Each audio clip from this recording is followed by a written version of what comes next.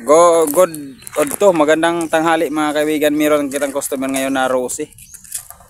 Rosie parang XRM, no? Ano nga dito boy, problema sa boy? Gandar. Dili daw nag-andar, sabi ng may-ari. Okay, sa ganitong sitwasyon mga kaibigan, ano na naman na natin kailangan dito? Kung may mga motor kayo na ganito na hindi umandar, may tutulong ko na ay napakalaga, kaya panoorin nyo. Yotikay.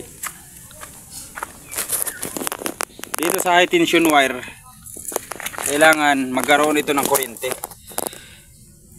Dito kayo muna magtitest, kung nangyari na sa yung motor, dito kayo muna pupunta. Huwag muna kayo kung saan-saan. Dapat kapag kinik natin, dapat mayroong lalabas na kuryente. Sige boy, kikira boy. Ganito daw, dapat may lumabas na kuryente.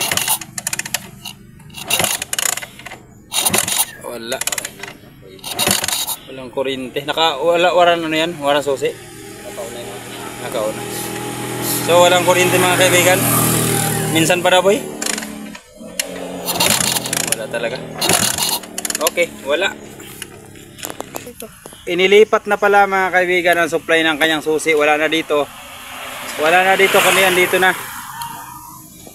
Oh, dito na. So ang dulo nito ng kanyang switch mga kaibigan, nandito na andito.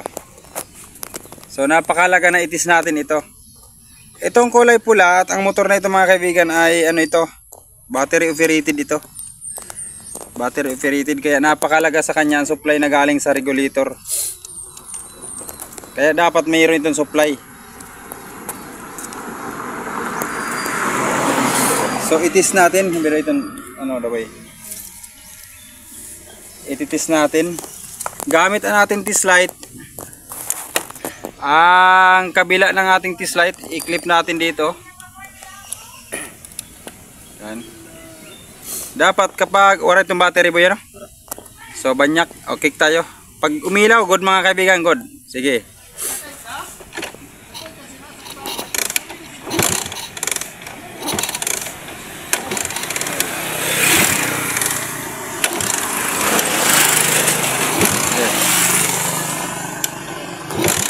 Wala mga kaibigan. Walang lumalabas na kuryente, hindi umiilaw. So nangangulugan to mga kaibigan, may problema ito. Dito. Kaibigan, regulator niya ito. Dito. Sa regulator, hanapin natin ang kulay pula. Tingnan natin kung mayroong lalabas na kuryente. Malalaman natin kung may kuryente sa magitan ng ating test light. Sige, kick daw.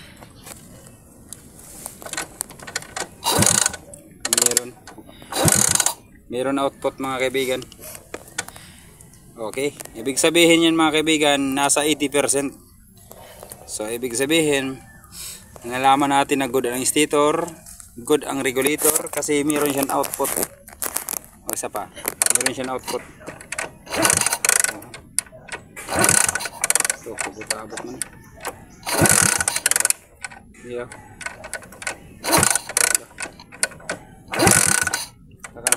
Ilaw.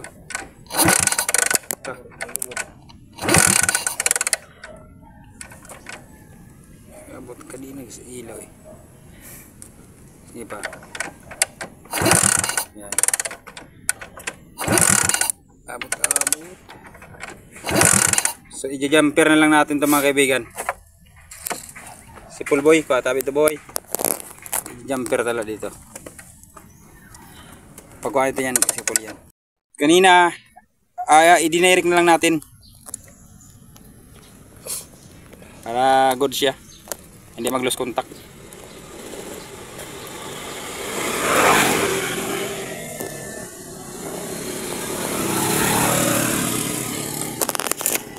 Sige, kick daw boy, kick daw. Okay, mayroon na ilaw mga kaibigan.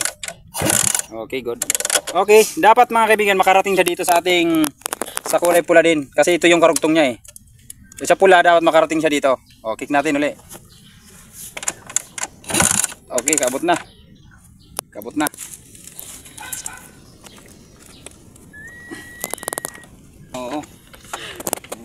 direkta na lang ini. Tapos may sini maaraman nyo dapat ini kay good once na isurusugpon nyo na lang. Pa mo? Once na malakat ka para di mo pandar, bulagon mula ba? Oo. Kaya kung bayaan matulog, may maguril ng banyakan, maandar. Oo. Baga kuuton mula siya na parte, ha? Kaya paano inyo, nabasa na inyo, ngalus kontak ini. Nag-andar kasi na, biglay na maparong kay ngalus kontak. Kaya aton lang siya indirect.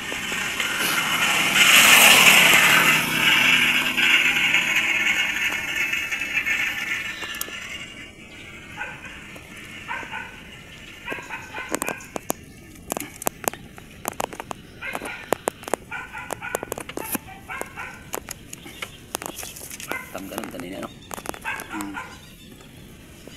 Grabe nyo kakay. Dito sa pula mga kaibigan at kulay itim. Yung kulay itim, siya yung ating accessory wires. Nakadepende sa kulay itim ang lahat ng supply niya mga kaibigan. Ang regulator, hindi, ang ilaw, signal light, and then ang CDI. Stop light. Ayan, na-direct na natin. So, punta na tayo doon sa ating high tension wire. Subukan natin kung mayroon ang lalabas. Okay, may kuryente na dito, doon makarating na dito.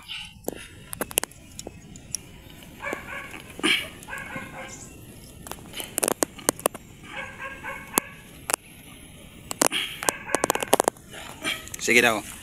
Kick daw. Ayan na mga kaibigan, no. Meron ng kuryente mga kaibigan. You know? Lumabas na mga kaibigan ng kuryente. Ibig sabihin, good na siya mga kaibigan. Yun nga. Yun nga ito kay sa kamot pa lang. Ato dito yung diferensya sa atong ito na. Kaya lawa rin ng gasolina. No? Naman, kapon. Ito. Ito. Sige.